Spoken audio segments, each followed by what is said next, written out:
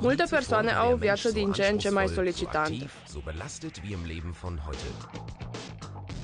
Fie că este vorba de muncă sau timp liber, oamenii au nevoie de energie. Kineto reprezintă o băutură alternativă din componente exclusive. Revoluția de energie Kineto, băutură energizantă pentru omul modern, combină pe o cale unică elementele vitale ale celor mai importante purtători de energie naturală. În opoziție cu cafeaua, cofeina din guarana nu afectează organismul și oferă dinamică naturală timp de mai multe ore.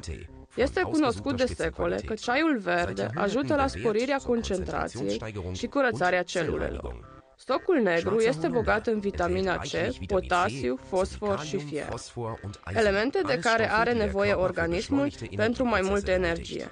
Mate și ghimber, hibiscus, urzica, păpădia sunt toate bogate în elemente vitale, microelemente și minerale.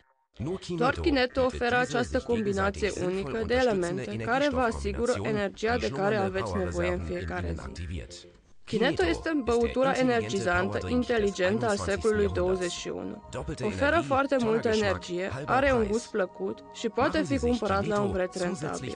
Consumați Kineto în timpul zilei, pe lângă băuturile de alge, atunci când aveți nevoie de mai multă energie. Astfel, fiecare zi din viața dumneavoastră va fi plină de energie, pentru mai mult fitness, vitalitate și calitate de viață. Eu practic mult sport, deci Kineto este băutura potrivită. Vei avea parte de mai multă energie și rezistență. Cu ajutorul Kineto mă simt plin de viață. Lucrez toată ziua și seara încă pot merge la o petrecere.